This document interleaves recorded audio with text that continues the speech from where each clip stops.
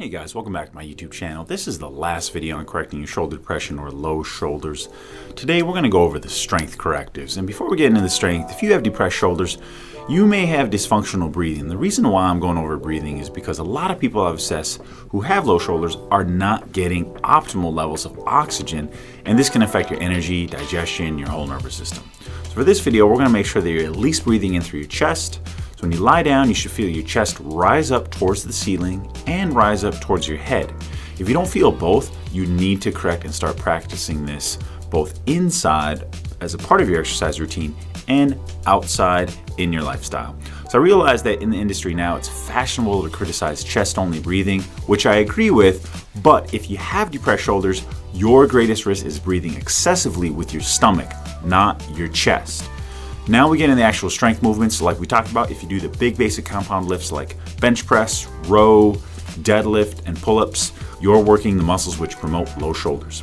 Those muscles are primarily the pecs and the lats, and I recommend stretching them if they are legitimately tight. So if you're doing the basic big compound lifts, you need to balance this out by focusing on the shrugging motion.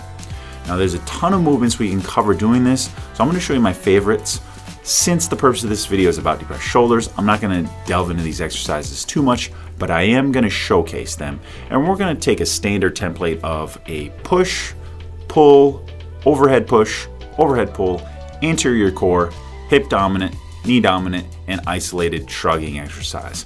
Now for those of you who think the typical barbell shrug is enough to get out of depressed shoulders, it's likely not. And if you don't have your shoulder blades rotating up to 50 degrees or more, I don't even want you to do the typical barbell shrug.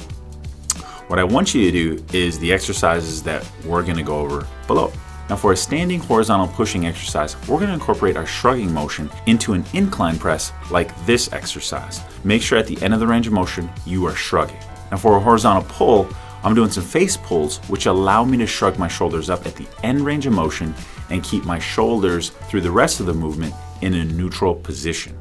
Now for the overhead push exercise, I'm doing a barbell clean. You could also do a military press, but I want you to shrug at the top. I might even hold this for a couple of seconds to really emphasize those upper traps. Now for the overhead pull, I might omit this because it's difficult to do any overhead pulling without significantly taxing the lats, which are a shoulder depressor. So if you have pain because of depressed shoulders, I don't recommend overhead pulling until you get out of pain. For the anterior core, our front core, we could use a dead bug with arms overhead. I'm shrugging both arms up towards my hands. We could also have the arms pointed towards the ceiling and shrugging up, but I like the arms beside the head because it gives a stretch to the lats. Now for this deadlift exercise, I'm going to shrug at the top, maybe even pause for a second, but that's the only place where I'm really shrugging up with the deadlift. Now for the goblet squat, I'm going to shrug up while I'm going down, but I'm not going to shrug up while I'm doing the concentric portion or raising up. Now for an isolated shrugging exercise, I'm a fan of cable shrugs with the arm overhead. Most of my client population that I see don't have 50 degrees of shoulder blade upward rotation or scapula upward rotation, and this is a great way to help out with that, especially if they have depressed shoulders.